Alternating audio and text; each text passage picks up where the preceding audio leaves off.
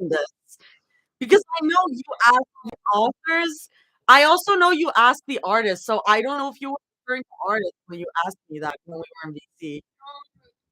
I just added talks for now, and the other authors will be on the other chapters. I see. in the I see. future. I see. Okay, so if you don't know what we're talking about today, Claire, lovely, lovely, lovely Claire here. You might know her from the beautiful, beautiful art she makes that I really, really love as well. Wrote a crack fic where I get isekai'd into the K-pop Demon Hunters universe. So that's what we're reading. By the way, it's my first fiction ever. Oh my god! First fic ever! Heck yeah! Can YouTube hear me? Cannot wait for this. It's gonna be pure chaos. I know that some people from the Orange Nation chat has read this. Oh, also, Arty, are you recording this for the YouTube too? Yes, right? yes. Because a friend of mine asked me to. She want to watch it after your live. Okay. Of course, yeah, I'm recording it. They don't even know you, but they wanted to read the whole thing. Oh my god, that's so cute though. That's so cute. Is it just me or does she sound like Caitlin from Arcade? Me sound like Caitlin from Arcade? I don't know if I do. I don't think I do. At least I don't have the accent. Thanks, I guess. Hi Rachel. Okay, I'm just gonna get this started. Let me check the text first. Okay. Orange Nation, Crackfic, Alternative Universe, Isekai. How the fuck Arty end up in Isekai again? Truckcoon? Truckcoon? Polytrix is real. Don't you think Sussy is a bit stupid in this fic? I wrote this instead of sleeping. Humor, I'm bad at tagging. Pokemon trainers, Pokemon references, talking Pokemon references to Kirby, references to other video games, fandom illusions, cliches, references, crack, alternate universe, crack, has been hotel references, fridge tricks. Beautiful. I'm sorry. Oh, you meant Claire. Claire, you meant Claire sounds like Caitlin from Arcane. Oh shit. I mean, you do have like a deep, like warm voice, I guess. I don't know. I personally didn't make the connection, but sure. AO3 Arty's author collection. So if you're still asking what we're reading AO3 Arty's author collection. Very silly, goofy stream today. Summary: how the fuck Arty ended up in the Isekai universe? I don't know. I just ended up. I'm sorry. No, you don't have to be sorry. Oh, hey, it's me, that silly artist Teehee. Actually, I have to attend an important meeting tomorrow, but since I've been laughing and crying to myself for 2 hours, I thought I should write this crack fic. Whatever. Have fun. Thanks to Jabba Jabba. And if you haven't seen the art for this, it's my banner on Twitter. It's really cool. It's really, really cool, and I love it so much. It's so, so cool. For a sec because oh my god, I'm obsessed with this. Okay, we're going back now. Okay. I'm just gonna get started, man. Chapter 1, Isekai. Oh god. I don't know what I'm stepping into. It's gonna be something. Caw! A voice echoed from afar, slicing through the silence like a knife through glass. Caw! It seemed to tear out of the wind itself, first distant, then growing closer and closer. A shiver ran down Arty's spine. For a moment, every thought tangled together. What had she been doing just now? She couldn't remember. All she could hear was that strange, echoing sound. Caw! When a shadow passed over her, she felt a weight on her head. Something had landed on top of her. What voice am I gonna? Silent Claire, Arty, caw. Translation: greetings, Arty. Arty's eyes went wide. Perched on her head was a black, glossy feathered crow. Its eyes gleamed with an unnervingly sharp intelligence. Ne? Translation, what? Oh, my apologies. I suppose it's been a while since you last spoke Turkish. Call! You're so funny. Arty reflexively raised her hand to her hair, but the crow didn't move. It was still there, its tiny claws pressed lightly into her scalp. Hayır, yani translation. No, I mean, no worries, Arty. We can carry on like this. I'm sure you're wondering why you're here and how on earth I can talk. The crow, or Sussy, sighed softly. Sussy is a magpie? I'm gonna be like, actually, it's okay. Sussy sighed softly. Its wings trembled a little, scattering a few feathers into the void. Arty's breath quickened. First things first, this isn't a dream. Unfortunately, you're you're dead, Arty. Sussy's voice carried an odd mix of solemnity and sarcasm. She turned her gaze toward the endless dark. But don't worry, Arty. You're at. Oh, this is not going to be sustainable. Maybe I should find another voice. But don't worry, Arty. You've read so many KPDH fics lately that the goddesses decided you deserved a second chance. Caw! Arty stumbled a step back, her pupils dilated. What do you mean? How did I die? Arty, just know that reading your own fic might be the highest point of your TikTok career. I mean, I have read fics about me before on TikTok. It's just, I think it's funny. What do you mean? How did I die? Sussy tilted her head, fixing a feather with the tip of her beak. You're seriously asking me that, Arty? You did I get shot in the Bronx? You died. You died in the most cliche way possible. Long work hours. That's funny. I was starting to wonder how many more tropes the universe could fit into one human life. Caw! Cliche? You mean like Truck-kun isekai cliche? The crow cackled. Sharp, echoing laughter. Ah, yes, exactly like that. A good old-fashioned, low-effort isekai death. Caw! Arty pressed a hand to her face and sighed deeply. She couldn't feel the ground. There was no earth beneath her feet, no walls around her, just an infinite void.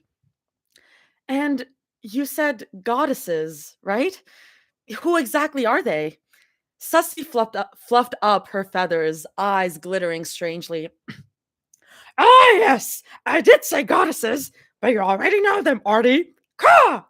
What do you mean? At that moment, a beam of light burst through the darkness.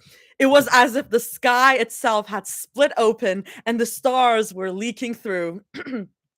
As the light flickered and spread, strange sounds filled the air, echoing chants, muffled whispers, and then. "Mm, Zoe?" A scream tore through the void. Arty froze. Sussy, completely unfazed, spread her wings and covered Arty's eyes. Oops! Guess this isn't the best time for introductions. Caw! Wait, Sussy, wait! The goddesses you're talking about? But the light was fading. The voices receded. The echoes dissolved into silence. Sussy slowly lowered her wings, her black feathers melting into the darkness again. She bowed her tiny head. Yes, Arty, just as you're thinking. They're the goddesses I mentioned. Arty's breath trembled. She took a step back, then lost her balance and staggered. Sussy flapped her wings as if to catch her, then thought better of it and settled onto the ground. Come on, Arty, you've read you read so many Polytrix fics, and you're still surprised? Caw! Arty's voice rose, incredulous. Sussy, that has nothing to do with this. The crow rolled her eyes dramatically. I see this conversation's going nowhere. So let's cut to the chase. Time to explain why you're here. Caw! Arty straightened up, trying to steady her breath. The void seemed calmer now. Only a few beams of light shimmered in the distance. As I said, Arty, you're dead. And because you read, yeah. And because you read so many Polytrix fanfictions on stream that somehow, in some cosmic nonsense way, you helped stabilize Honmoon's balance. The goddesses were weirdly impressed. So they decided to grant you a second chance. Arty frowned, blinking. What? Sussy nodded as if she'd expected this reaction. Oh, don't act dumb, Arty. Even I watch those live streams. Incredible. My throat is already hurting, so maybe I should change the voice, but it's also a very funny voice to do. For a moment, Arty couldn't breathe. Her chest rose and fell sharply as her eyes stared blankly into the void. In her mind, flashes of all her past live streams rolled like a film reel. Laughter, chaos in chat, fan theories, endless Polytrix debates. And then, one horrifying thought pierced through her mind. The goddesses. No! Has Polytrix been watching me all this time? Silence. Then, from somewhere deep inside, an uncontrollable scream tore out. Oh my god! Sussy tilted her head, puffed up her feathers, and gave her trademark unimpressed stare. Then she slowly rolled her eyes. I think that's enough shock for today, Arty. It's about time I explained your mission in your second life. Or, well, technically, your new second life in this current body. Caw! With a little grunt, she raised a wing to adjust the tiny hat she'd borrowed from Derpy. Then, with a dramatic inhale worthy of a theater performance, she looked down at Arty. You know how these isekai... Oh my god. You know how these isekai stories go, Arty. You die, and then suddenly a goddess shows up. She gives you some divine mission in a new world. You go around talking to no jutsuing your enemies into friendship. I'm gonna stop the voice or find no jutsuing your enemies into friendship, slay a few monsters, drink beer in taverns with your party, and by the end, boom, you're a hero. Classic isekai stuff. Arty stared blankly at Sussy, as if listening to an alien trying to explain human culture. With every caw, the darkness around them rippled faintly. But don't worry, Arty. Even if your death was painfully stupid and cliche, the isekai world you're going to isn't cliche at all. Caw! Arty took a deep breath, finally pulling herself together. So then, where exactly are you sending me? Sussy tapped her head thoughtfully with one wing. Then, with an exaggeratedly cheerful tone, she announced, Oh, well, I forgot! Arty's jaw dropped. She opened and closed her mouth twice before giving up entirely. Rolling her eyes, she sighed deeply. At this point, Sussy was seriously testing her patience. You're upset that I forgot, Arty? Sussy giggled. Well, don't worry. I know how to cheer you up. Caw! Before Arty could even process that sentence, Sussy spread her wings wide. From the darkness, a small notebook floated out, glittering faintly with purple sparks. The pages rustled by themselves, filling the air with the scent of old paper. Sussy poked through the pages with her beak, muttering to herself. Let's see. Ah, there it is! Then she turned toward Arty with a proud grin. It says you've been assigned the mission of stabilizing the Honmun in your new universe. Caw! Arty's face turned pale. Honmun? There are other universes with Honmuns too? Sussy rolled her eyes again, clearly tired of this question. Of course every universe has its own Honmun, Arty. You humans are so hopelessly dumb. Caw! What? Arty's scream echoed through the void. Sussy didn't even flinch. She just raised one wing as if to cover her ears. Anyway, that's all you need to know, Arty. You'll figure out the rest once you get there. Caw! Arty's vision darkened. She was this close to grabbing the tiny crow and giving her a light squeeze, maybe a quick choke for good measure.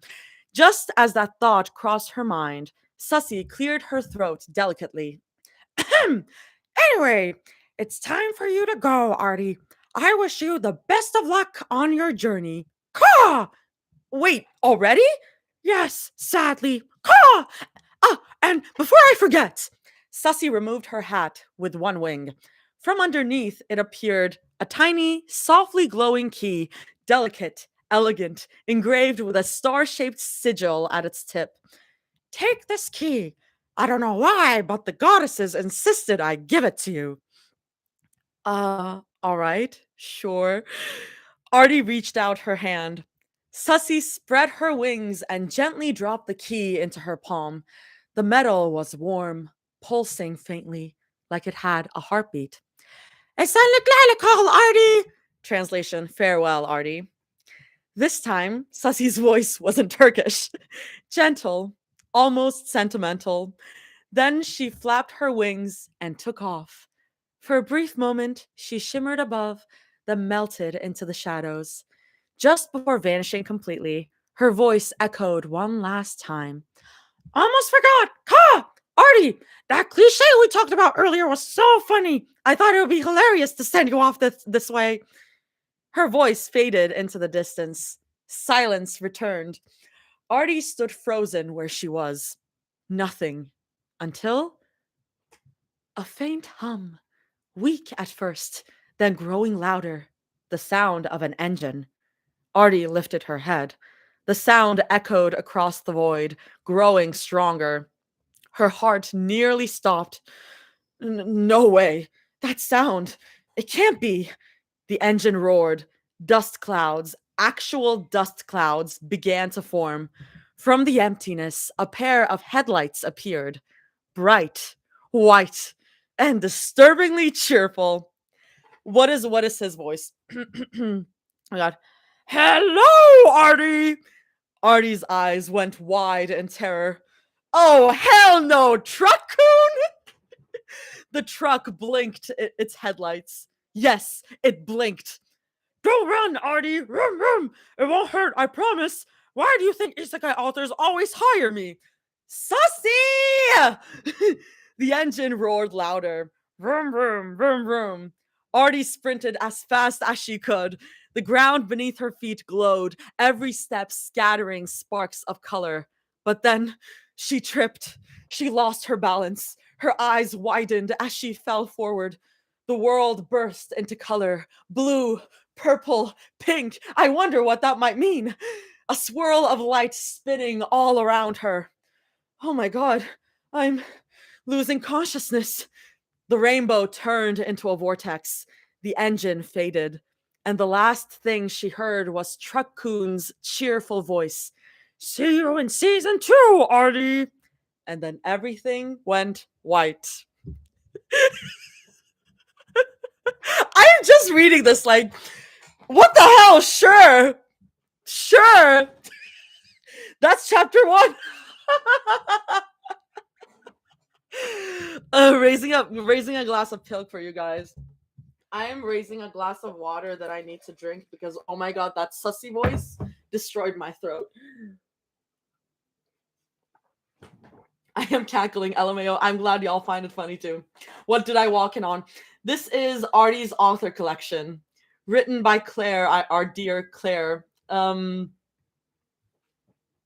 get isekai'd into another universe. And also Polytrix knows about my live streams, thank God. Thanks, Nat. The comments, chef's kiss, amazing. Lots of the references, lots of things going on. It's just perfect, I will say. It's just pure crack. It's great. It's great. Yeah.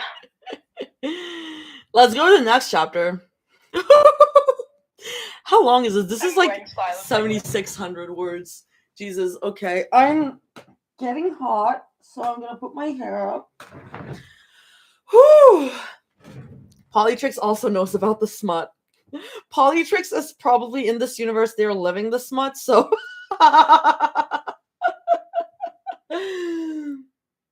I'm not the goddess. Polytrix are the goddesses. Polytrix are the goddesses. I have no clue what I just joined.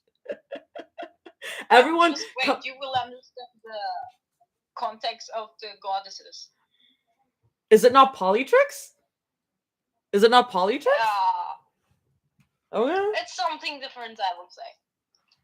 Okay. Are they the authors? Maybe. Thank you. Maybe the authors? I'm excited for the cameos. The lore. Okay, chapter 2. Getting to know the world. Let me actually check out the YouTube real quick. I'm always up for silly and goofy times. I mean, the more chaos, the better. Don't hurt yourself. It's okay. Okay. I hope I won't have to do Sussy's voice again because, oh my god. I need to change that.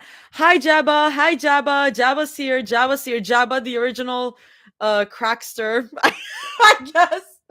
Jabba has arrived. Hi, Remy. Hi, Jabba. Orange Nation in the chat. Orange Nation in the chat. Crackster is me. Chapter 2, Getting to Know the World. Arty realizes that the ringing sound in her ear will change her life. Let's just get into this. The sound of wind, soft, almost peaceful, but within that calmness, there was a strange hum, as if the air itself was trembling. The wind brushed against Arty's face. A sliver of light touched her lashes, making her squint. Her head still echoed with the roar of that damned engine, but now it was replaced by the chirping of birds. Ugh, right. I just went headfirst into Truck Coon. She took a few slow breaths. The air was cool, carrying a faint hint of mint. I hate you so much! I hate you so much! I hate you so much! I hate you! Y'all will never let me, like, y'all will never let go of that fucking mint thing. Like, oh my god. Oh my god, guys! It was based on a real life moments! I hate you! No! No! No! This is my punishment. For what? I don't know. I don't actually hate you, but I do hate you for this. Oh my god. Whatever, nothing matters. All the inside jokes are really good though. Her palms pressed into the grass. It felt soft, almost like cotton. And then, wait a second. Arty opened her eyes. She tried to sit up, wincing at the pain in her back. She was still holding the key tightly. It was warm, pulsing gently in her palm like a heartbeat. She looked around. Green. But not normal green. Too vivid, like someone cranked the saturation to 200%. Okay, who messed with the color settings? Tiny sparkles glimmered on the tips of the grass blades. They drifted away with the breeze, then gathered again like stardust. Oh, great. Even the grounds got LEDs. Glowing grass. Classic isekai. Arty lay there for a while. Then, a ringing sound. It grew sharper, forcing her to cover her ears and grit her teeth. And through that ringing came a voice. Tap, tap, tap. Oh. Oh. Hey, looks like the mic's working. Arty's eyes went wide. I don't know who's speaking, but hey, Arty, can you hear us? Said a familiar voice. The names hit her like lightning. Her heart nearly jumped out of her chest. Them. Polytrix! She shot up to her knees, forgetting all the pain, fingers tangled in her hair. Oh my god! Oh my god, Arty, my ears. Mira's voice boomed, half furious, half shocked. Sorry! Arty shouted back, still loud, but now at least somewhat controlled. For a moment, silence. Only her quick breathing and the wind moving through the grass. The voices in her head had left her dizzy. Hey, Arty, Mira said, her voice warm and teasing. I don't know what Sussy told you, but this whole goddess thing, definitely wrong. Mira, why'd you tell her? We could have had some fun with that. Zoe whined. Rumi's laughter rippled softly. Ah, you two. Arty sighed deeply, hand on her forehead, eyes closed.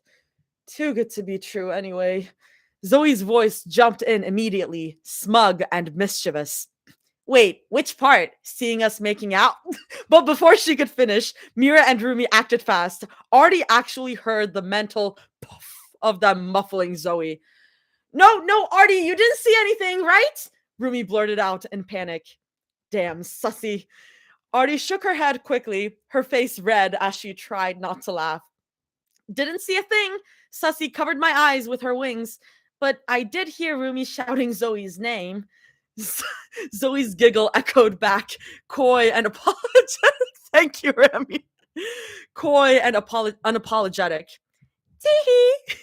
Mira cleared her throat, trying to regain control of the conversation. Apologies, Arty. I know this is all new and a bit confusing. Arty lifted her head. There was warmth in Mira's tone, comforting, even grounding. But, of course, Arty couldn't resist a quip. You're kidding? I'm living my dream right now, Mira. Talking to the three women I've obsessed over for months. Do you even realize how incredible that feels? Rumi chuckled softly. Oh, we know, Arty. We've been watching your streams for ages. Zoe chimed in, practically screaming with excitement. Yeah, and the fanfics you were reading were so funny. We even started reading fics ourselves. And then, okay, maybe writing a few. Arty froze, eyes wide, mouth open, internal screaming intensifies. Mira coughed again, voice firm but kind.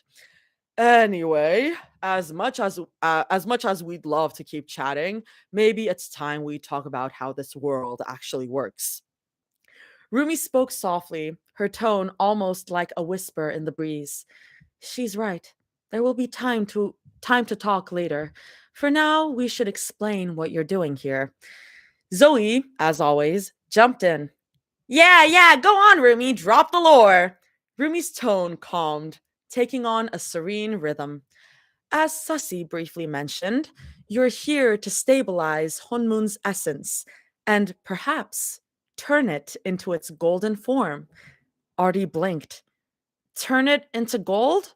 Wait, no, I can't fight demons. Rumi laughed lightly.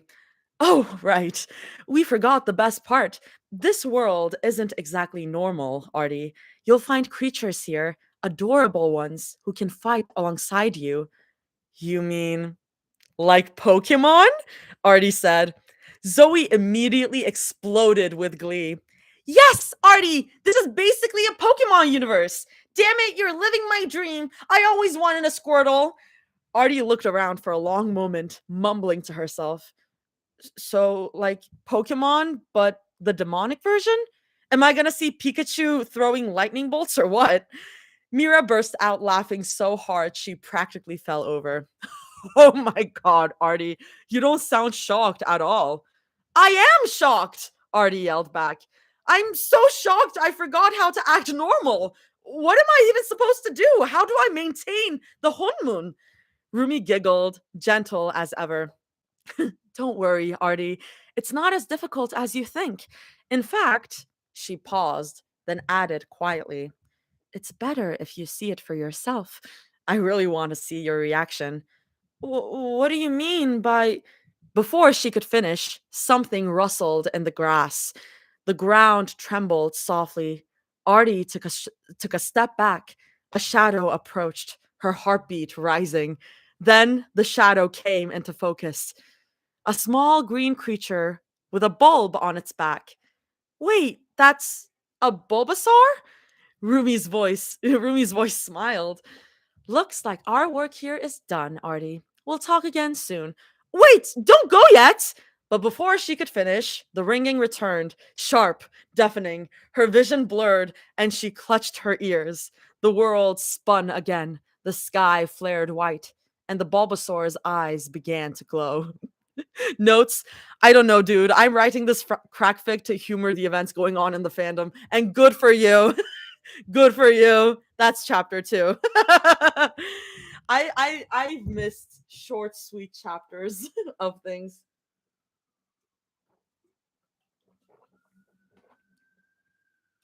Something joke about Rumi being Oh my god, did Remy leave already? Bye. Bye. I wanna be the very best. Hello. Claire, are you still there? The fucking mint. Hi.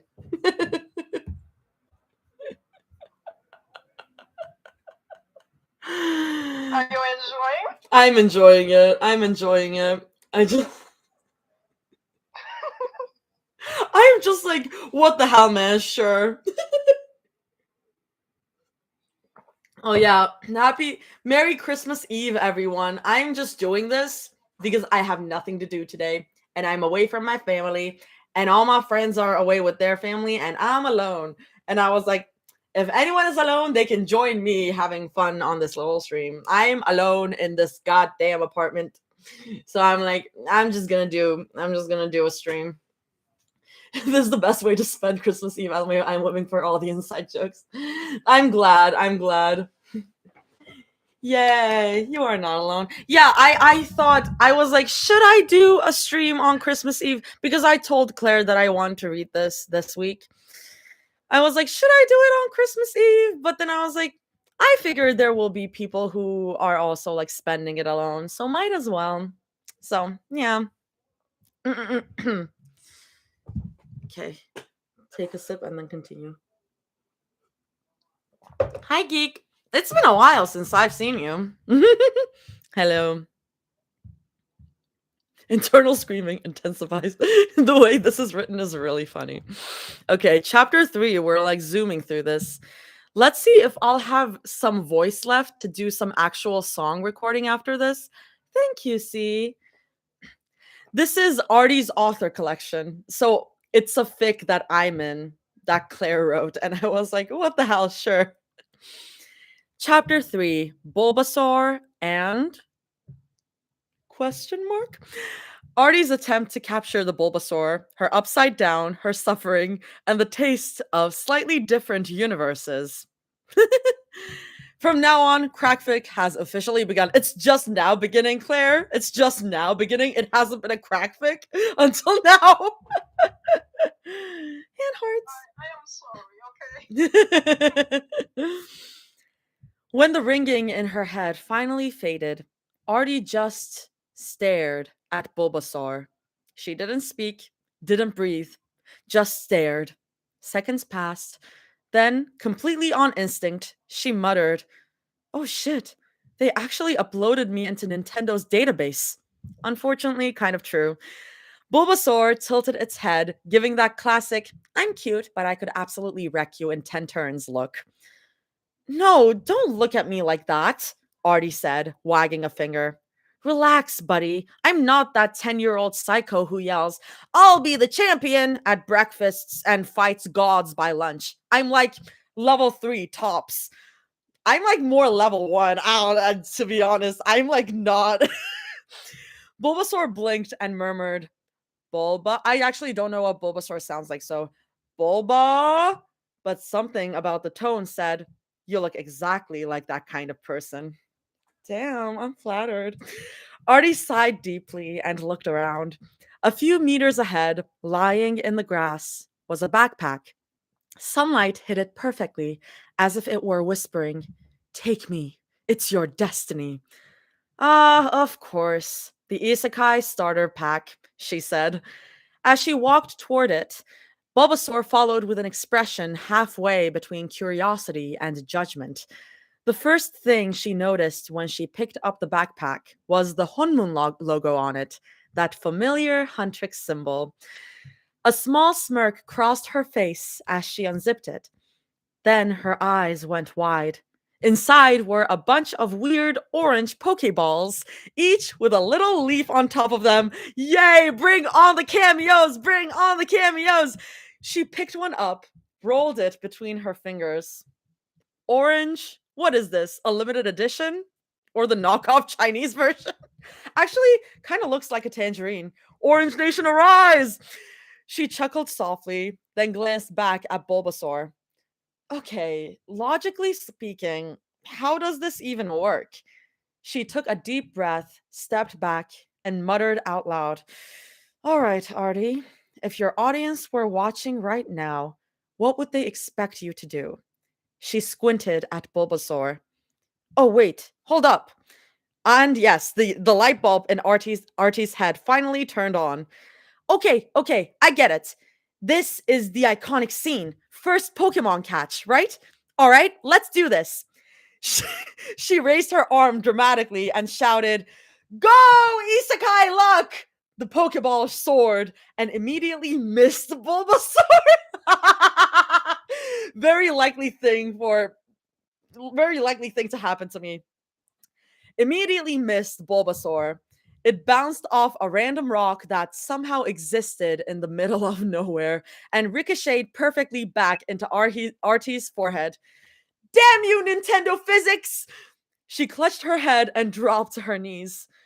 Bulbasaur looked at her as if evaluating the human IQ for the first time, then quietly snickered. Bulba. Arty stared blankly at the laughing Bulbasaur. As the laughter grew louder, she finally snapped, grabbing another Pokeball from the bag. For some reason, Pokeballs respawned whenever she used one, not that she'd noticed yet. All right, round 2. This time she aimed carefully. The ball cut through the air in a perfect arc. Sunlight glinted off its orange surface, almost heroically. It was majestic, cinematic, destiny itself. Then Bulbasaur jumped effortlessly. A second of silence. Then, whack! Arty looked down, pupils dilating. Oh, crap. Bulbasaur's vines had wrapped tightly around her leg. Hey, wait! You didn't do this in the anime! Bulbasaur's face shifted from cute to smug in half a second. It looked straight at her as if to say, Not your day, human. Bulbasaur! The vines tightened. Arty's foot lifted. Her balance wobbled. And then, thud! She hit the ground hard. Silence. Just the sound of wind. Then her inner voice whispered, That was the kind of fall you only see in low-budget comedies. And now I am in one. She slowly lifted her head, bits of grass hanging from her hair. Weren't Bulbasaur supposed to be friendly? Why'd you lie to me, Ash? She froze. Wait, why am I mad at Ash? He's not even here. Oh god, I'm losing it. Maybe one day you'll meet him. I see you. Okay. Bulbasaur made a cheerful soar sound, which somehow still managed to sound victorious. Arty groaned, rubbing her hip as she stood up. Okay, legs intact, pride shattered, but we're good. She looked up just in time to see Bulbasaur turn around, glance back with that annoying little smirk, then take off running with Scooby-Doo level speed. Silence. A small click echoed in Arty's brain. Hey, get back here, you green salad! Bulbasaur didn't even glance back. Those tiny legs carried it faster than any logical biology could explain. Arty hesitated for half a second, looked at the fallen bag, then at the fleeing Bulbasaur. You're driving me insane, you little spinach. She grabbed the backpack, pushed off her knees, and ran after it. Wait, now that I'm thinking about it, is Bulbasaur any of the... No, he's not. Okay. I was trying to think, is that any of the authors? But no, it's not. It's Bulbasaur is Bulbasaur. She grabbed the backpack, pushed off her knees, and ran after it. The supposedly deified Polytrix, a demon crow, Truck-kun, And now a vegan enemy? My life's officially glitched. The grass beneath her feet bleh, the grass beneath her feet sparkled with every step, tiny lights scattering around. Not that she noticed. That salad's not getting away this time. Bulbasaur glanced back, eyes saying, "Catch me if you can, human." Artie's lungs were burning. Slow down, you chlorophyll maniac! How is something that small this fast? That's not biologically fair! Bulbasaur turned, grinned, and sped up. The plains stretched endlessly. The grass now reached her knees, growing faintly. Seriously? Why is the grass glowing? Who coated this place? I don't know. Ahead, a rocky hill rose, not too tall, but topped with a strange mist. Bulbasaur ran straight toward it. No, no, no, don't go up there. I'm not the climb the mountain and find your destiny protagonist. I'm the side character who misses the bus. But Bulbasaur ignored her, slipping between rocks and vanishing into the misty path. But Artie gritted her teeth and followed. Predictably, it didn't go well. Sorry, Artie.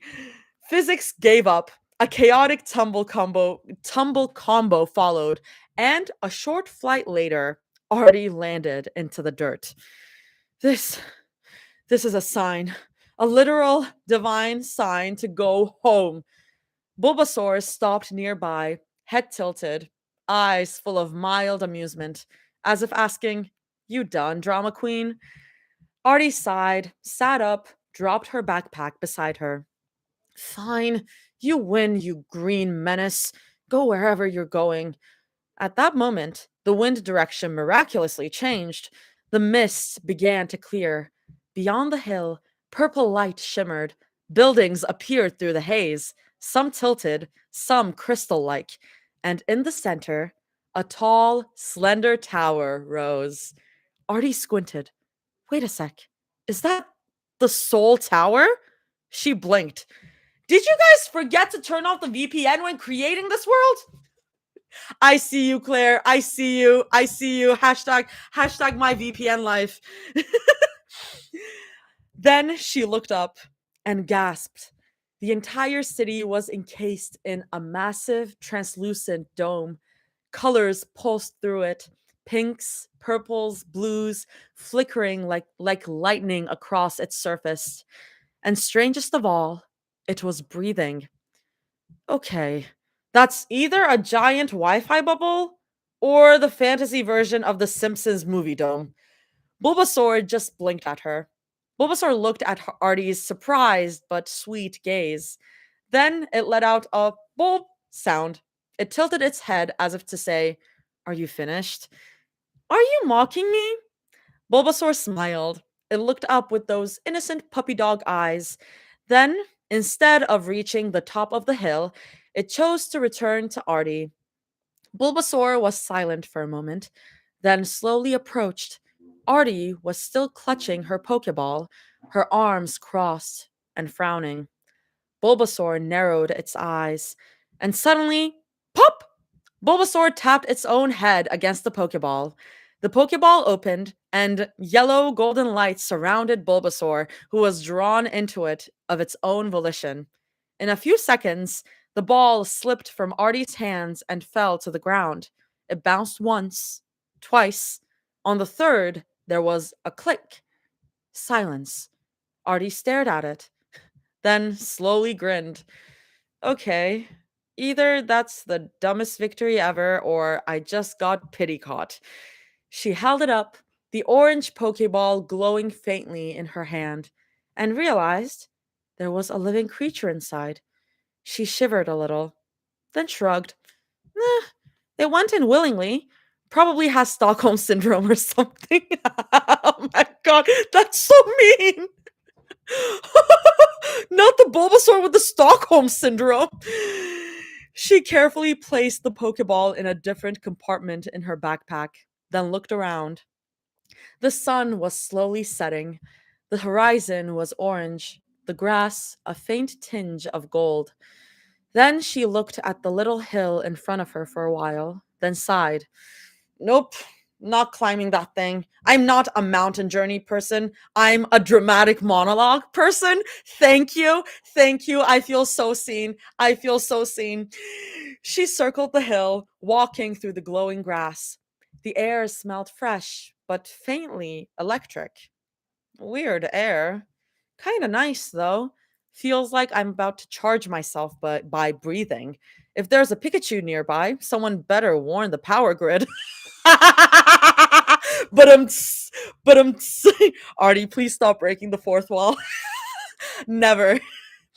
She laughed to herself, then saw it, a small stone path leading onward. And beside it, creatures that looked like Pokemon but were a completely different species. They looked like little goblins with strange striped masks on their faces, and they were dancing with strange sticks in their hands. What the hell? Are those hilly trolls? How did Genshin get into this crack thing? Okay, fun fact. Fun fact. I've never played Genshin, but um I was like, man, I kind of want to read Jaime's other fic. But, like, would I read Genshin lore for that?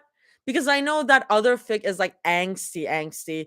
So I was like, maybe I should get some Genshin lore and, like, read that other fic. I know Cactus, yeah, Stardust Mesh. I know Cactus has read it. Oh my god, Stardust.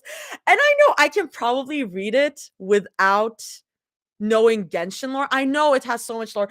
I, like, started watching, like, a 4-hour, 2-hour video, a long video about Genshin lore, and I was like 5 minutes into it, and I'm like, I'm already lost. Like, I don't know what's happening. I know that there are elements, um, and I don't remember anything else. Chloravia Nation Arise. I can tell you the lore. Okay, if you tell me the Chloravia lore, maybe I will read that fic. I read it without and still enjoyed it. There are so many GTC Rumira parallels in it. It's so good. I know that it's good. I know that it's good. My roommate was judging me, being like, "Why are you watching a Genshin lore video?" You can read it without like a lot of it. I see. I see. Claire, if you give me the Chloravia lore, it is very angsty toward the end, though. I know that it's angsty. I know that like how many people die? I know that a couple people die because everyone was like, "Oh my god, Jaime, you killed so many people." I will tonight. Get into VC. Genshin is a really good game if you ignore the gambling addiction. That's the thing with gacha games. Hi. Hi. Hi. Hi. Claire's like, I will give you everything. Everything you need. So the only thing you can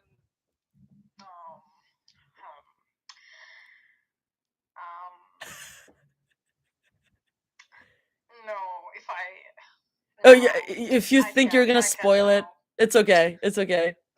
I was sobbing and shaking reading chapter 15, and Jaime laughed at me. Honestly, yeah, that sounds like him.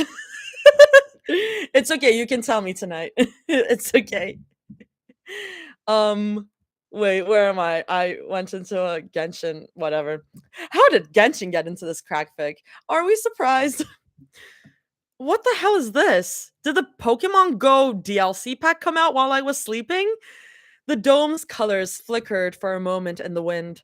At that moment, a faint, mixed sounding hum could be heard coming from the city. Artie's eyes widened. Wow, peaceful, but also very something bad's about to happen kind of peaceful.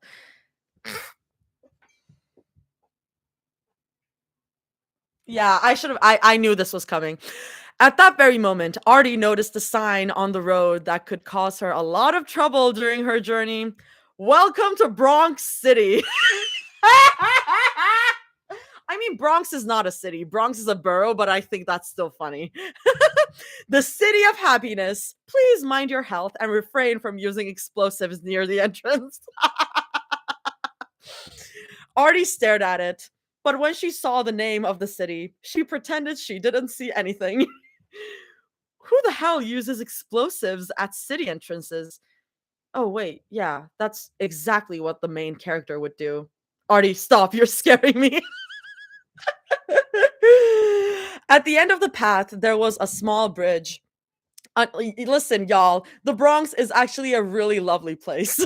Like it is like I don't like I only work there, so I haven't like explored it, but it's like pretty nice. And everywhere in New York is like the same amount of dangerous. Like I can go on a whole rant about this. In the thick? No. Okay, I'll let you do whatever. At the end of the path, there was a small bridge. Underneath the bridge, the water was clean, but tiny particles of light were floating in it, as if it weren't water, but liquid stardust. Speaking of stardust, and next to it, an old man was fishing. Oh shit, here we go again. Hello? The man didn't turn his head. He was like an NPC programmed in the 90s. He didn't even blink as he spoke.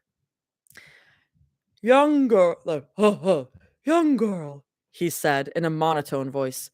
See those sparkly singing fish? Catch 3 of them for me, and I'll give you a map of the city for free. Artie was silent for a moment. Then, with a serious expression, she replied, So, classic, tutorial task. I can practically feel with every fiber of my being that the universe isn't taking me seriously. Even the wind fell silently as the man remained impassive. Artie's face fell, and her inner voice boomed, Okay, Artie, calm down. Stupid singing fish. How hard could it be? Isn't spamming the spacebar normally catches fish on its own? No, Artie, this isn't Stardew Valley. Hey, I wouldn't know. I'm not a gamer. She grabbed the glowing fishing rod that practically screamed, Pick me! How hard could it be? Famous last words. She cast the line, and instantly the water erupted in shimmering blue light. The singing fish fell silently. The singing fish fell silent. Waves rippled violently. Uh, that's a lot of effects for a fish. Then the rod jerked hard. Hey, wait! Fish aren't supposed to be this strong! She tried to pull back the fishing rod to uncover the mystery that lay beneath the water, but instead, something even more terrifying happened. Underwater, it began to swim towards the surface on its own. Colors shifted, deep blue, then purple, then pink. Something round emerged. It blinked. Pooh! Artie froze. She looked slowly. On the end of her fishing rod was a small, round creature, completely pink, with blue eyes and puffy cheeks. No way! Did I just fish up Kirby?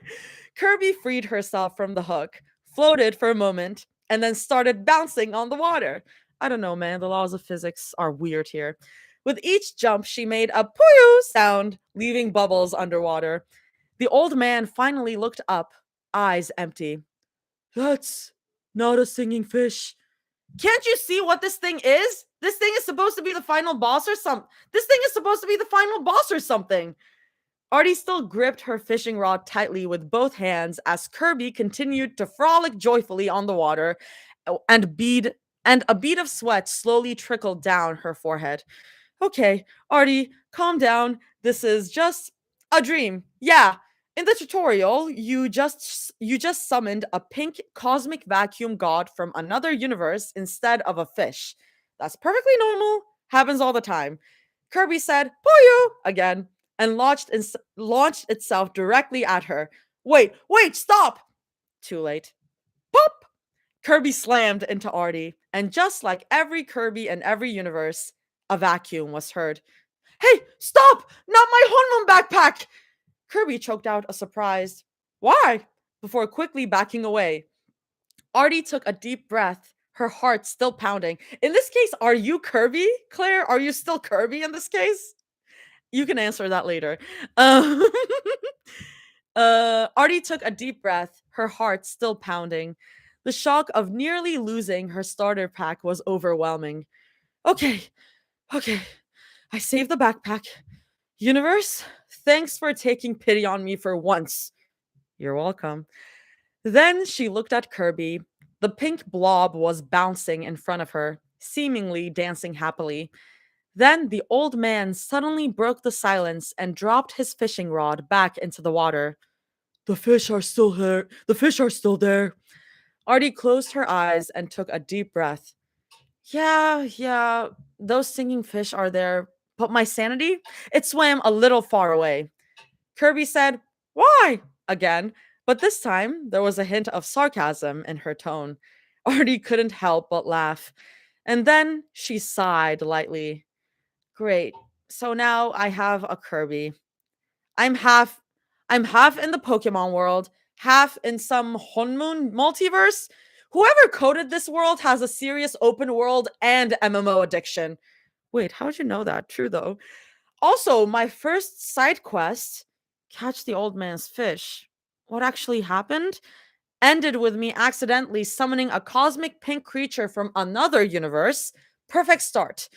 She adjusted her bag and dusted herself off.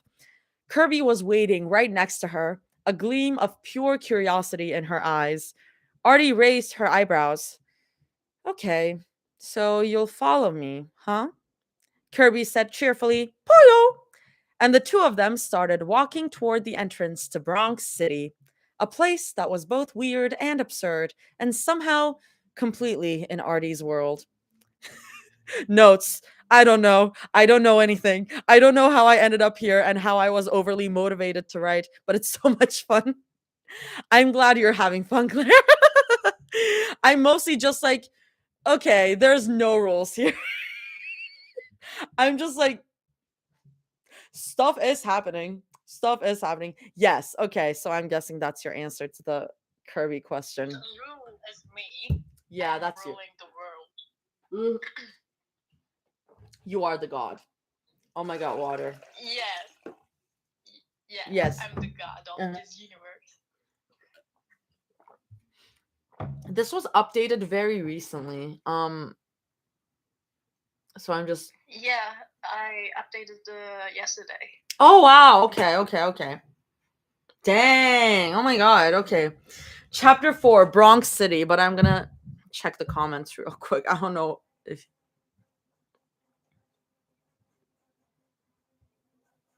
Yeah, it's pronounced Jaime. Hello, traveler. If I tell you a part of the lore now, I felt like it would become toxic. I see. Hello. No rules, pure chaos vibes. I mean, real.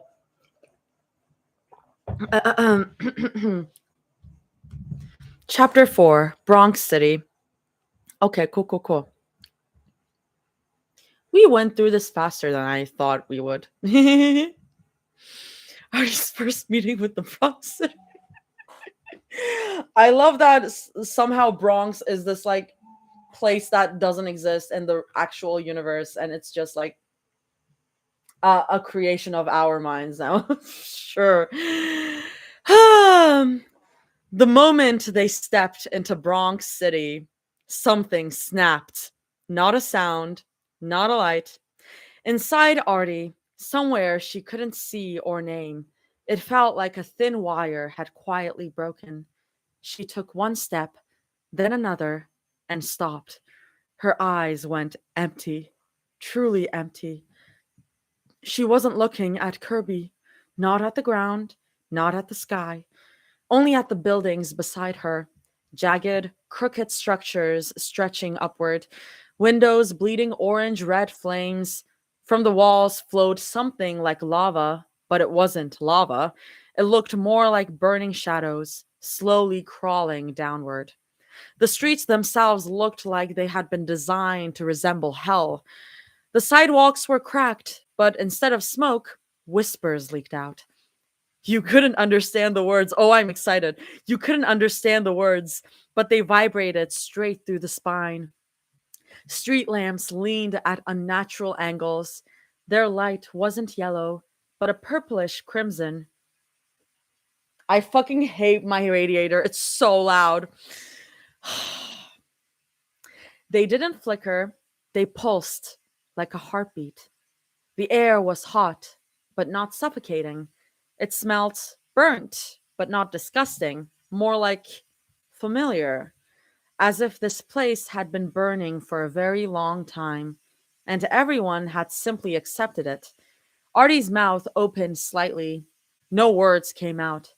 Above the massive arched gate at the city entrance was a symbol carved into metal, a five-pointed star, uneven edges, hollow center, crimson lights seeping through it, a pentagram.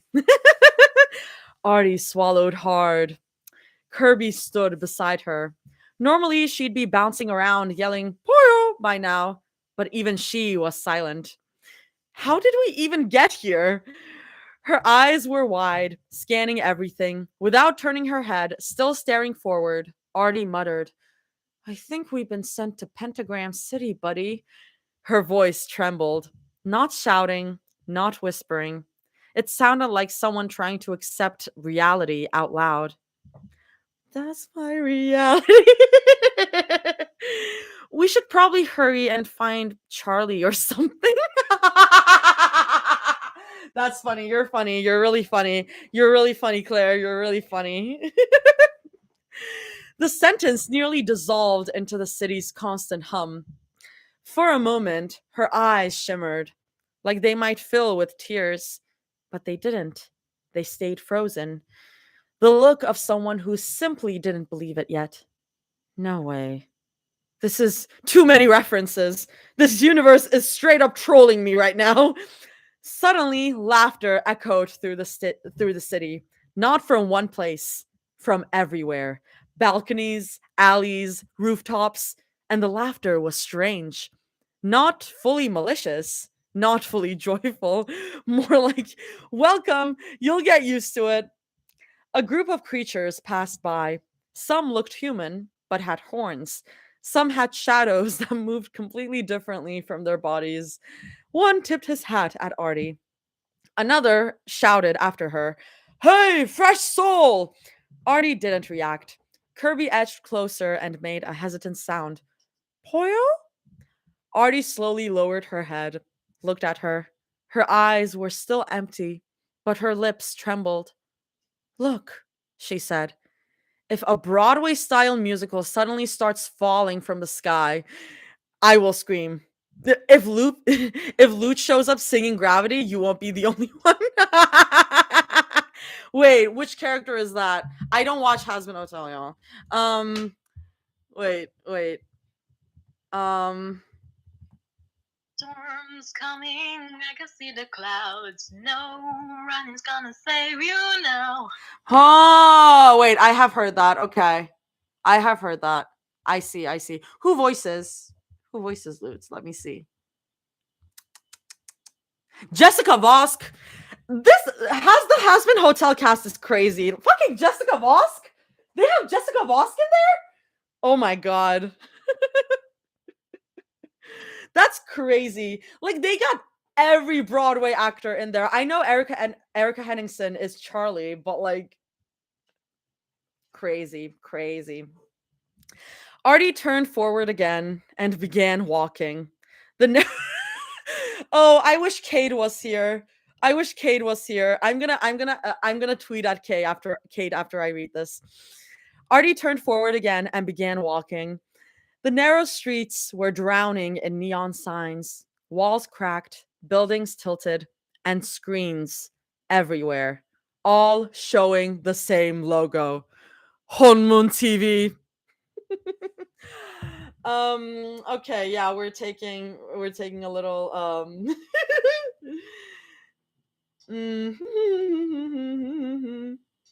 I'm gonna tweet at Cade. Or I should just I'll just tweet at both of them. I'll tweet both at Honmun TV and at Cade. um Honmun TV. in this goddamn fic. What do you mean, goddamn fic? I call everything a goddamn fic. It's not specific to you. I know. I call everything a goddamn fic. Oh, oh my god. Why do I have like so many I'm notifications? dying. I'm sorry. You should go to sleep maybe after this. I know that you slept at 7 a.m. It's a goddamn fic. Glowing in eye-burning pink and purple, around the logo spun glitching graphics, pentagrams, distorted sigils, correct characterization of Honmun TV, and several definitely not safe for work symbols that had no business being censored in hell, apparently, all layered beneath a painfully cheerful voice. Honmun TV, don't miss the chaos. Reality is more fun here. One ad ended, another exploded onto the screen. A screaming host, a winged demon selling products, a game show teaser titled, Which Sin Are You Today? Arty stopped, looked up at one screen, then another, then a massive hologram hanging from a rooftop. Her eyes narrowed, her jaw dropped. No fucking way. Kirby bounced beside her. Poyo? Arty pointed at the screen. Her finger trembled, but her voice was weirdly familiar. This, this is Honmun TV. Another ad blasted. Honmun TV, every universe, everywhere. Her face fell. She laughed. That laugh came from her life before dying. Seriously? She muttered. This damn Honmun TV won't leave me alone even here! Kirby tilted her head. Wait, why is this Honmun TV so obsessed with you? Honmun TV is obsessed with me because Honmun TV's first post ever was Zoe shot dead in the Bronx, and I was like, oh my god, I work in the Bronx. Maybe like Jaime can incorporate me into the fic if Zoe gets shot in the Bronx. And Honmun TV was like, did you shoot Zoe? And ever since then, they've been obsessed with me. Sigh. Arty rubbed her forehead. Is this a joke? She whispered. I died. I got isekai'd, dropped into hell aesthetics, and it's still this stupid channel? A horned passerby grinned at her. First time? Arty didn't answer. She lowered her head and kept walking. Her steps were slow, uncertain. As the streets widened, the neon intensified. Every surface became a screen. Ads shoved themselves into her vision. Honmun TV, now even brighter. Honmun TV, even if you don't watch, we're here. Honmun TV, we love your soul. Arty flinched, turned into another street. Same screens. Ugh, she groaned. Seriously, doesn't death reset this stuff? Why am I still seeing Honmun ads? Kirby walked closer. As smiling faces turned toward her from the screens, she pressed nearer to Arty. I'm scared. No, no, Arty said quickly. It's fine. They're just screens. She hesitated. I hope. The noise grew louder. The streets opened, buildings pulled back, the ground smoothed, felt more central, and then she saw it. A massive plaza, and at its center, 3 gigantic refrigerators. Fridge Tricks is still alive and well, everyone. Fridge Tricks is still alive and well. Standing side by side, one lavender, one neon pink, one blue green plastered with stickers. Below them, a massive sign read, Fridge Tricks! Cold, eternal, inevitable. Arty froze. Silence fell. She stared. Then, 1 second, 2.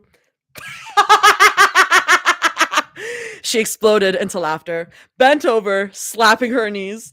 I can't! In the middle of hell? Fridge Tricks?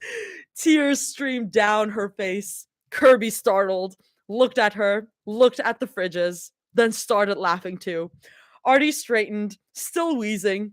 See, this I wasn't prepared for. If I could, I'd start a Hunmun stream right now. And then a growl. Then another.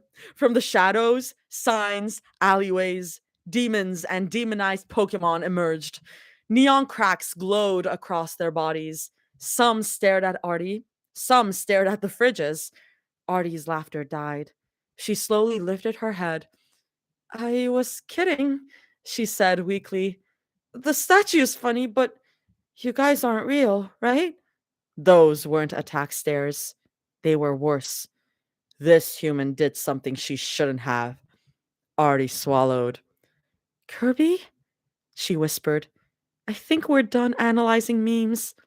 Actually, we should have kept laughing, Teehee. Kirby already knew. She stepped in front of her. Poyo! They ran. The plaza chaos faded behind them. Neon signs narrowed. Buildings pressed inward. Hunmun screens turned into broken monitors. One street, one turn, another.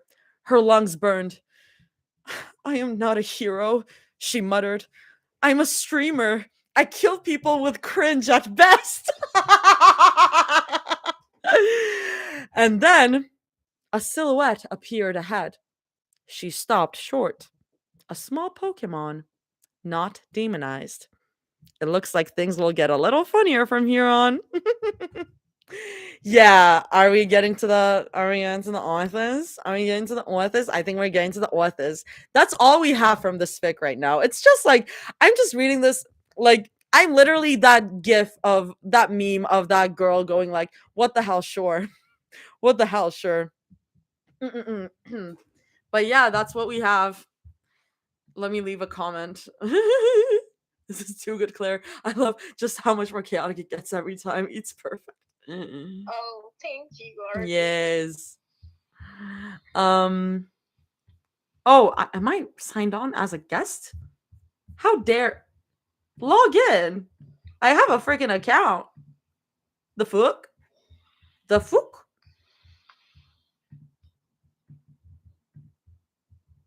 Oh, I might have just doxed myself. It's fine. You can find that information. It's fine. I'll leave a comment later. I'm not logged in. So let me stop sharing. Oh, let me log in. I entered my email to log in and then I was like, oh shit, I'm streaming my screen to YouTube. It's fine. You can find my email anywhere. Send me emails. I don't have.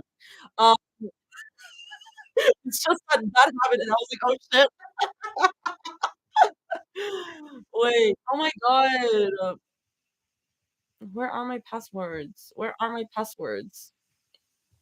Okay, yeah, that's what we have of this fic. I think I'm gonna work on some song stuff now. French fic supremacy. Thanks to God, I have so much lore. This is how fan mail are. I mean, feel free, y'all. Send me emails. Like, it's fine. I already get a bunch of bullshit emails. Like I would love to get actual emails from like real people. No, girl, what the hell? Here we go. Are you gonna say something, Claire? There's one more chapter, Arty. There's one more chapter. Yes. Oh, I fully thought it was 4 chapters. 5 chapters. Did you just upload or wait? Yeah. Oh, that's crazy. You're crazy. Wait, let me log into my only for me. Okay, let me go into my account. Save. I see. I see. I see. Chapter 5, the first author. Let's go. Let's freaking go. Wait, did my tweet not send? Sorry. Did my tweet not send? Why is it so hot in this big ass room that I'm in? Mm, so fucking hot in this room that I'm in. Okay. Okay, awesome.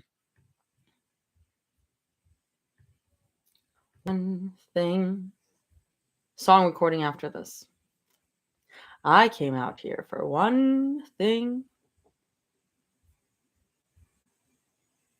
I'm excited. Honwon TV being as obsessed with Arty as boxes with Alistair. Let me check comments. Anything going on in comments, or is it just like no reality for you?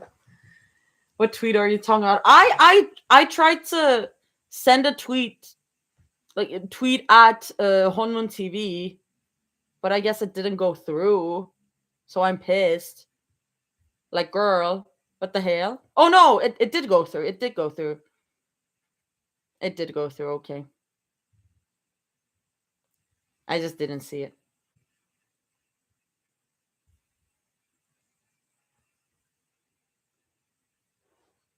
Okay.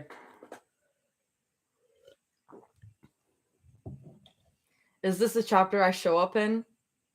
It's just a nope, but there's a mention of you. Totally gonna sign you up to all sorts of funny newsletters. This is a joke, I promise. Please don't.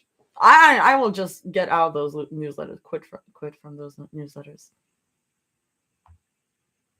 Oh my god. Should I accept Jabba's joining request? Jabba, come over here. Let's have all the crack authors over here. Let's have fun. Hey, Jabba. For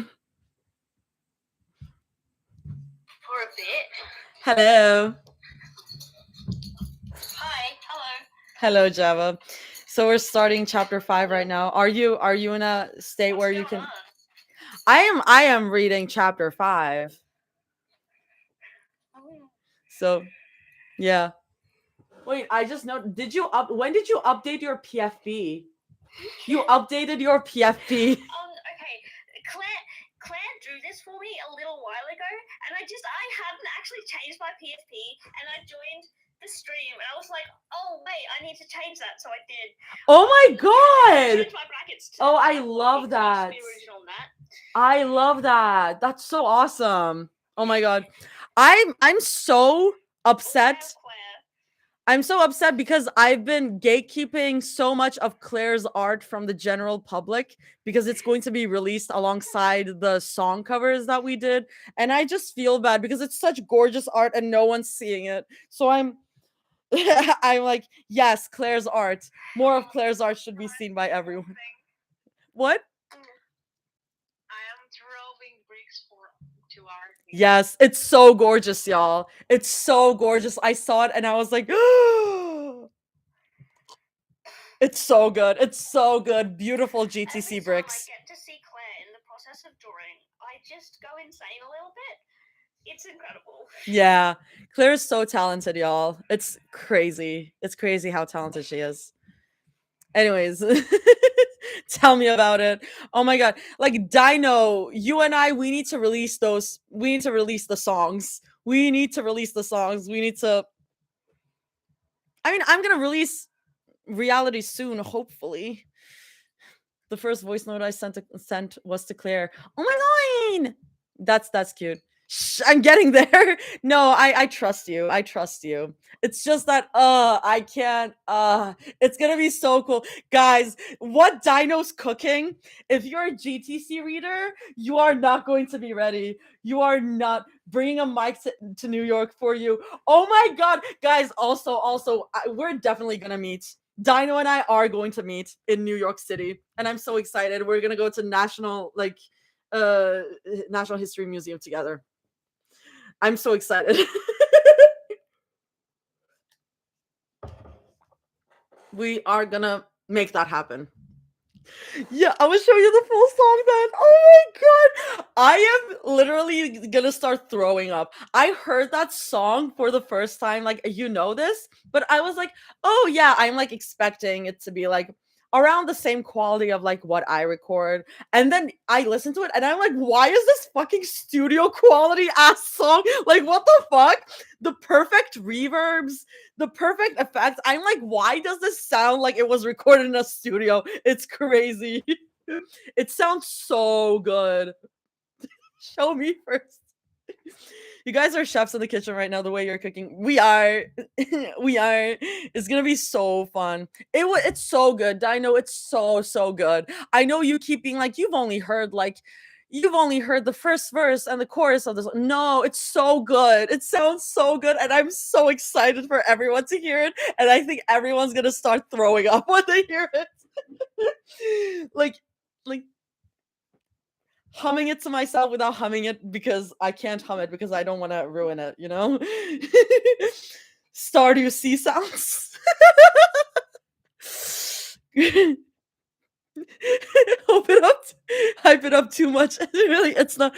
No, it's so good. I know. It's what I've heard of it. It's so good. I am really excited for it to be released. Anyways. It sounds so good. Okay, anyways, chapter 5, the first author. Let's go. The silhouette slowly became clearer. A Pokemon, small, four-legged, pitch black fur, crimson markings, and unmistakably feline. Arty froze in place. Her breathing was still uneven. Her heart was punching her ribcage from the inside. The small Pokemon didn't move. It wasn't in an attack stance. It wasn't running away. It was just looking at her. Dare I say, were they kind of in love? Artie instinctively took a step back. Wait, she said, out of breath. Look, if you're about to go neon glow those red lines and explode. The Pokemon tilted its head slightly. I'm not exploding. She spoke. Artie froze. Kirby froze. Silence. Did you, Artie said slowly, just talk? The Pokemon stepped closer. Her eyes were unnervingly calm. Yes, she's. What's her voice?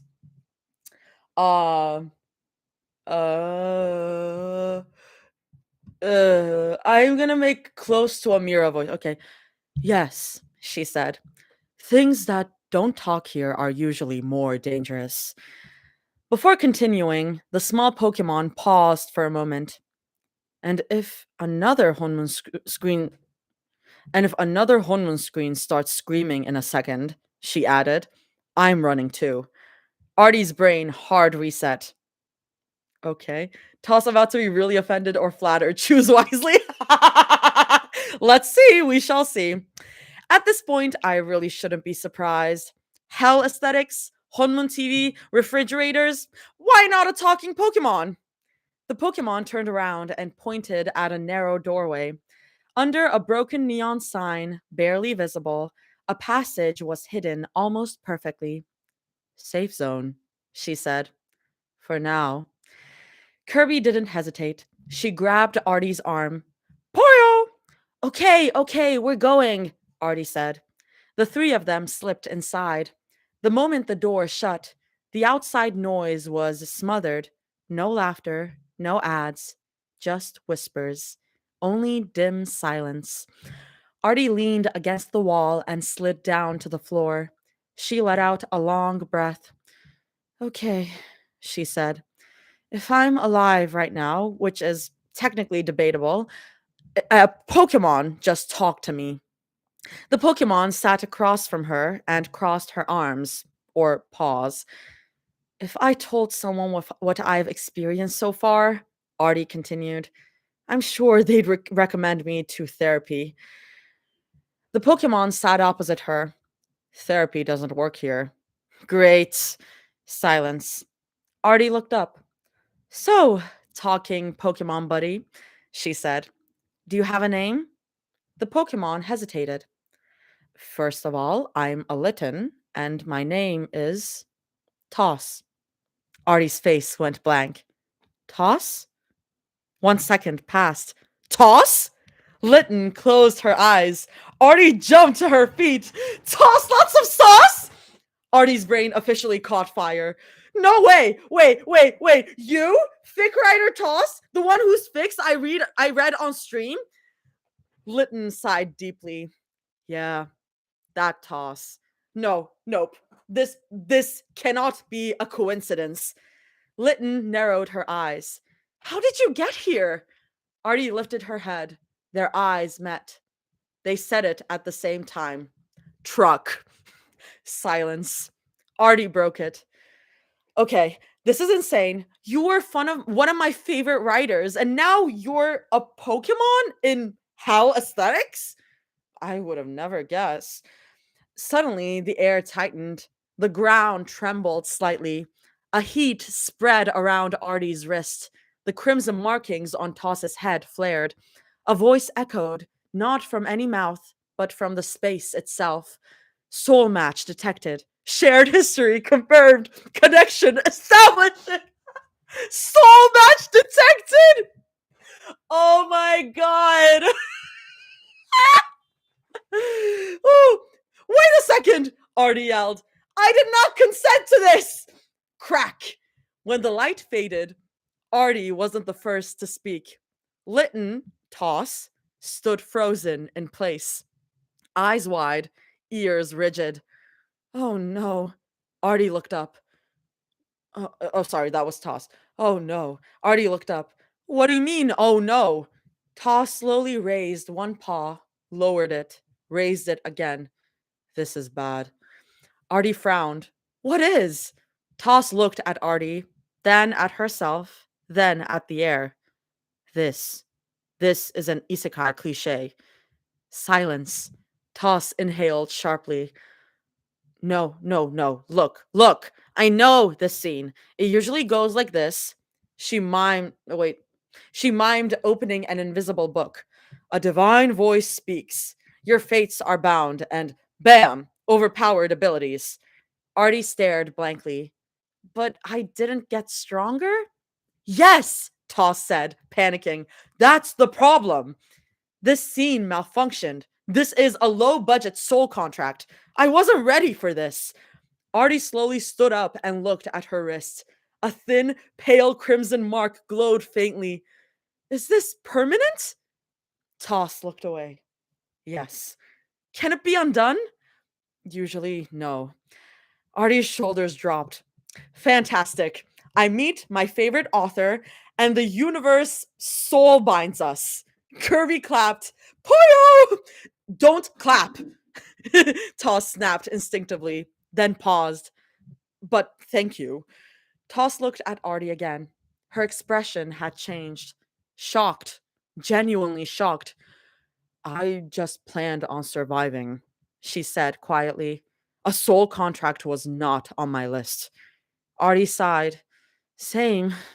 My plan capped at run, hide, cry. They looked at each other. At the same time, they said, this universe does not take itself seriously. Silence. Then both of them flinched simultaneously. Arty's stomach twisted. Toss's tail flicked. Arty said slowly. Are you also. Yes, Toss said immediately. Yes, yes, yes. This must be soul synchronization or something, she thought. Side effects list is probably insane. Light novels usually skip this part, but Arty's eyes widened. They locked gazes. At the same time, who let this past the editor? Arty, stop breaking the fourth wall. I'm scared. I love that Claire will insert herself into the fic through these like parentheses, and it's so funny. Arty, stop breaking the fourth wall. I'm scared. Silence. Then Toss slammed her tail on the ground. Ha! Yes! That's what I'm saying! Why are both of you trying to break the fourth wall? But you do realize, right? Toss added. We're, soul partners now. Arty raised an eyebrow. Arty saw us go brrr. Partner? Toss placed a tiny paw on Arty's leg and bowed dramatically. From this moment on, you and I are bound by fate. Arty shook her head and burst out laughing. Okay, okay. This is completely stupid, but you know what? I love this stupidity. Then a sudden static. Honmun TV logos flickered on a nearby building. Arty jumped to her feet. Toss's ears snapped upright. Has that thing been watching us this whole time? Artie slowly turned her head towards an old busted camera. Ah, her face went pale. Toss smiled bitterly. A reader-writer meetup went a bit too far. Bzzzt! An old monitor suddenly lit up. Cracked screen, distorted image, but the logo was clear. Honmun TV. Text scrolled beneath it. New format detected. Isekai plus soul bond plus meta reader slash writer dynamic. Test broadcast initiated. Artie's face dropped. No. Toss's ears flattened completely. No. Kirby stepped forward. Poyo? An overly cheerful announcer boomed from the screen. Dear viewers, let me do my Cade voice. What's my Cade voice? Dear viewers, today in Bronx City, a rare event has occurred. A reader? I'm not just a reader, Artie shouted. And a writer, the announcers continued unfazed. In the same universe, at the same time, stepping on the same cliche. I did not step on it, the cliche activated itself, Toss yelled. Glitching stars and definitely NSFW symbols exploded across the screen. One of them absolutely should have been censored, but Onmun TV clearly did not care. Artie pointed at the screen. Look at that symbol. That's metaphysical pornography. That's metaphysical pornography. The announcer chirped. Format title: Toss X Arty. Fanfic of Fate. Silence. Toss's mouth opened, closed, opened again. Okay, no panic. We can solve this logically. Artie looked up. You genuinely think this can be solved logically? No, Toss admitted. Writer reflex. I lie to myself when the plot goes to hell. Oh my god. Oh my god. A thought slammed into Artie's head. Toss flinched at the exact same time. Wait, they said together. They looked at each other. You too? Artie asked. Toss nodded slowly. Yeah. Toss swallowed. Okay, this is bad. Artie panicked. No, no, no. I've read this trope. It starts as a cute bond that everyone thinks out loud. Toss finished. And the fandom goes insane. Ah, that damn Honmun TV. Silence. I didn't mean to think that, Artie muttered. She covered her face. Great. Telepathy, but only the embarrassing parts work.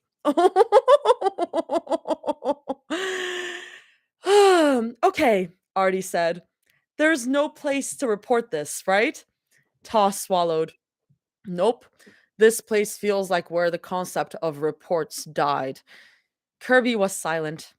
That was rare. And then, from an alley, a jingle. Honmun TV. I don't know what the jingle sounds like. Artie's shoulders slumped.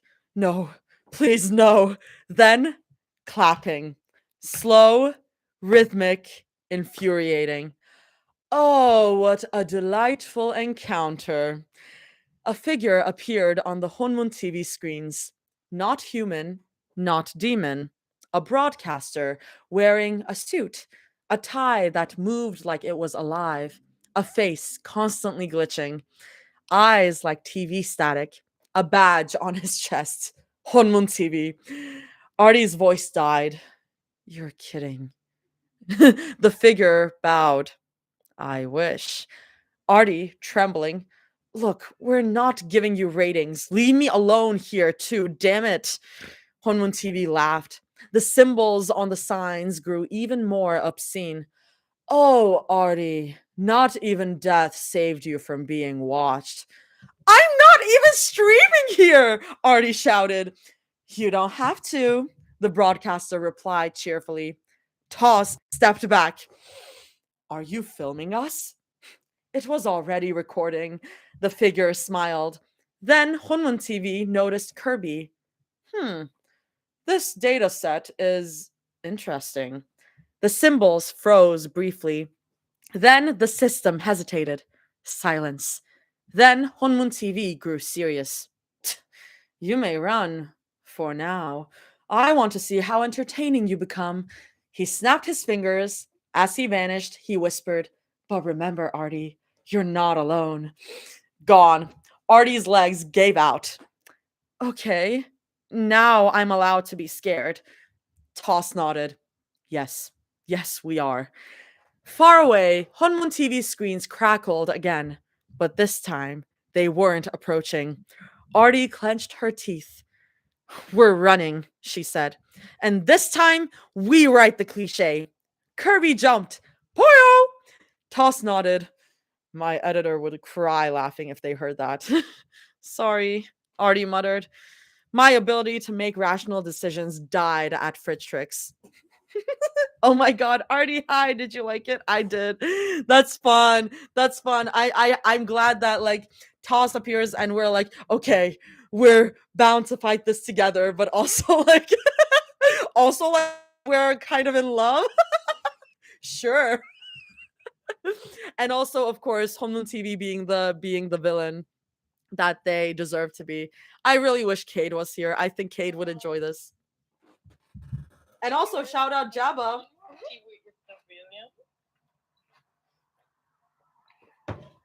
Why am I low-key getting invested in this fic? LMAO. Well, that was chapter 5, and that's currently all we have of this. Part of me is disappointed I'm not the villain. Jabba, you're never the villain. Jabba. You're shooting someone other than Hunman to TV who should be a villain. I'm glad that Homeland TV is the villain. I'm glad that for once.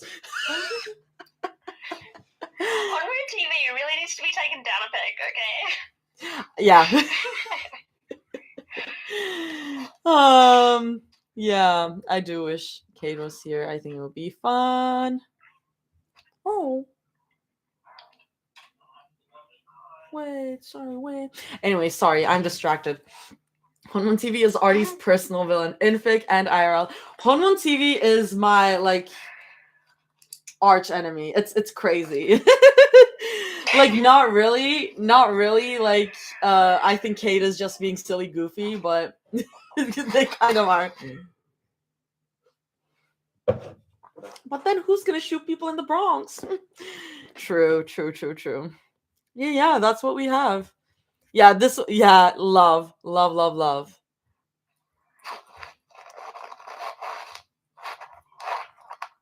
Bro, I just logged in. What the hell? Did it log me out again? That's so stupid. Okay, I'm logged in again. I'm just gonna leave a comment. Hi, Claire.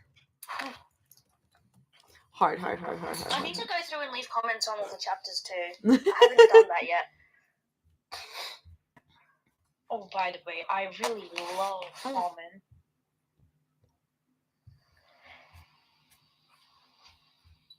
You echoed a bit there for me. What did you say? Sorry. Comments. I love comments so much. Yeah. Every time they feed the fic author's soul. I'm aware of this. Yeah. Yeah. It is really fun. Also, if you aren't aware, there's also like fics that Jabba has written with me in it, and they're really funny as well. So go check them out. Should I do another attempt of Honor Cleor without without laughing this time? Should I do another one? I feel like that would be fun. Yeah. Hold on, I sent you something on Discord. I don't know if you can open Discord. Let me see. You're doing the TikTok. I can pull it up. Over here. Really I see funny. it. I want you to see it. Arty will be the very best, like no one ever was. To read them is her real test. To sing them is her cause. She will travel across the fics, searching far and wide. Teach author kind to understand the power that's inside. Ao3, gotta read them all, it's you and me. I know it's my destiny. Ao3, ooh, you're my best friend. In a world we must defend. Ao3, gotta read them, our heart's so true. Our Corky with Our cocaine will pull us through. You teach me and I'll teach you. Ao3. Gotta read them all. Gotta read them all. I love it. Thank you. Thank you. I Perfect. can't describe how hard I was laughing and how completely silent it was. I could not breathe. I'm glad. I'm glad. Hell yeah. I love that so much. Cocaine. Oh no. Yeah, if you want to try to read cocaine without laughing. Okay. Let's Australian accent. Nor Cleor, the cocaine. H2O Breaking Bad AU. Hey, toss, Java said. In the same tone of voice Walter White uses to say, hey, Jesse, we gotta cook more crack cocaine today. We gotta cook, toss. And the poor Polytrix writer, who had just wanted a good beta but got a master crack alchemist instead, was resigned to her fate. They got into the writing lab where all the cooking of the cocaine happened, and Toss tried to secretly write normal things with good themes and smart writing, but Jabba found out about it and forced her to keep helping with the cocaine instead. Arty came into the room and was shocked at what Toss and Jabba were doing. This was totally illegal and not at all okay. Oh no, Cleor, it's cocaine! And then they all got high off their own cocaine by squirting it up their asses. That's what booty bumping is called, boofing. Because it's funny as hell and they couldn't stop laughing. Then they ascended into godhood. The end. Well, I love your accent does not stay consistent. Some words it sounds Australian. Some words it sounds like high class British. Yeah, no, it's not. It's bad. Are you still baiting Toss? Are you still baiting Toss, by the way? Not currently. I haven't talked to them in a while. I see. This is really funny though. Yeah, I really need to like practice my Australian accent so that I can record this as a podfic. We gotta cook, Toss. Oh no, it's such Arcleor. an impossible accent. I don't know how anyone figures out how to do it. It's so it's so hard. Not weird. It's so hard. It's really awesome. I really like it. It's just like how, where, mouth, what, do what. We basically speak out of our noses 24/7. It's great. Jabba Arty is not ready for jail chapter. Oh no. Oh no. I know a little bit of context of what's happening in the next chapter, but not completely. Okay. And I'm excited and terrified at the same time. I see. Okay, so a little bit of context. Claire has a GTC jail. And I think I'm in the GTC jail and Jabba is in the GTC jail because Jabba hasn't read GTC. Think you're in GTC jail. I'm not? Because you're caught up on it. I'm in it because I haven't read it yet. Okay. Is it only people who are not caught up on it? I think that's how it works. Because I once was there. I don't know. It's just the whole like this fic is a prison. Okay. Okay. Okay. I keep doing it to random words where that or sound doesn't belong and I just put it in.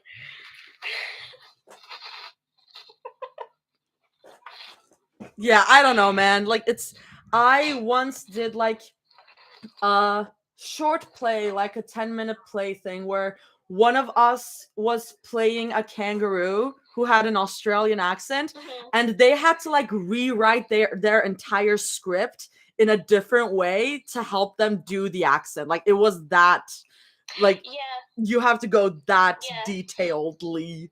It's I just write my words differently if I want an American to read it in an Australian accent. Real. Okay. I don't know what accent I'm doing right now. Anyways. No, yeah, like the funniest thing that's happened to me this year is that there are fics written about me. Like, girl, what? That's insane. Y'all are so funny. Okay, I think that's genuinely the dream. I just realized technically there's this now makes it official. I will have things written about me because I'm showing up in the next chapter. Yeah, you are. Achieve the dream. Yes, I win. yes, exactly. No, yeah, it's great. I brought this up when the whole Arty sauce thing was happening, but I have a friend who made a really popular tweet being like, if people wrote RPF about me, I read the I'd read the RPF people wrote about me, and I retweeted that tweet when that happened to me. Hashtag Arty sauce. Hashtag Arty sauce forever. Platonic Arty sauce. Shout out sauce. Okay. I think what I'm gonna do right now is it was really lovely having you guys, Claire and Jabba. I think I'm gonna work on some song stuff. Like I don't know if I'll record anything, but I'll do some song stuff if you wanna hang out with me because I do wanna do that today. Um, so yeah, true lover. Okay, I'm gonna kick you guys out from the uh, guest from the little screen. You guys can still stay here. I'm just gonna like have you guys. I don't know how to leave Little Sweat. I see. Like, I see. Alex loves Happy Merry Christmas. Yeah. And then wait until I get picked. I'm gonna disconnect you guys. Merry Christmas. Y'all can stay here. I'm just gonna disconnect you from the call. Love y'all. And you, Claire, thank you for this. Thank you. So it's just me. Yeah, yes. Little hang time. Okay. So here's a little glimpse into my song recording process. I think I'm gonna say bye to the YouTube as well because I can't record and have YouTube on at the same time. So I'm gonna say bye to YouTube. Thank you for being here. Bye everyone. So we're ending the YouTube stream.